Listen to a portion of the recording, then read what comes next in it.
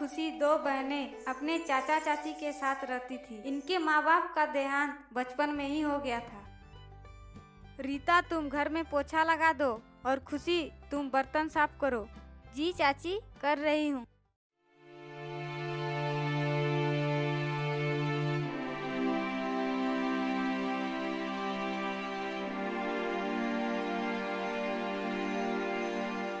रीता, पोछा लगाने के बाद ये सारे कपड़े साफ कर देना। ठीक है छोटी, मैं कर दूंगी। काम करते हुए दोपहर हो चली थी, पर इन दोनों ने अभी तक नाश्ता भी नहीं किया था। दीदी, पेट में चूहे दौड़ रहे हैं। सुबह से कुछ खाई नहीं हूँ ना, भूख से पेट भी दर्द कर रहा है। कोई बात नहीं खुशी, एक गिलास पानी पी लो, ठीक हो जाएगा। सुबह से आप कई बार पानी पीने को कह चुकी है। पानी पीने से भूख नहीं मिटेगा दीदी। अच्छा ठीक है बाबा, कम से कम इन्हें खाने तो दो, फिर चाची से कहती हूँ। दोनों बहनें इंतजार करने लगी। कुछ देर बाद पूनम ने आवाज लगाई, खुशी कहाँ हो तुम? जी चाची, कहिए। अरे तुम आई हो, खुशी कहाँ है? वो बाहर में है। ठीक है, एक काम करो, तुम दोनों मिलकर सारे बर्तन साफ कर दो। रीता कुछ देर खड़ी देख रही थी। तुमने सुना नहीं मैंने क्या कहा? जी चाची। तो खड़ी क्यों हो, बर्तन उठा कर जाओ।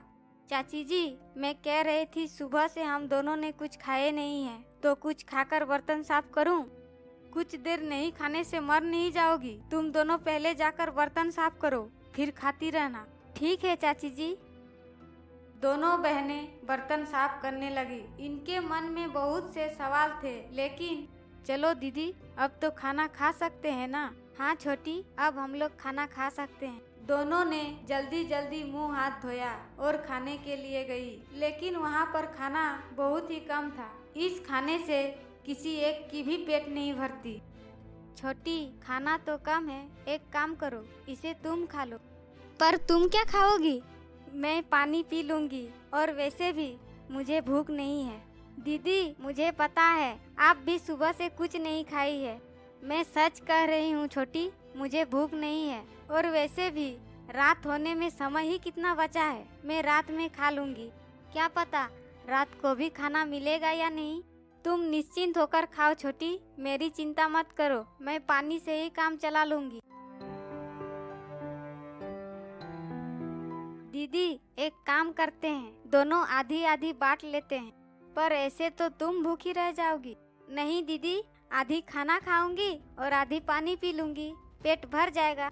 इस तरह दोनों बहनों ने आधा आधा बांट कर खाना खा लिया। एक दिन पूनम कुछ पैसे देकर सब्जी लाने को कहती है।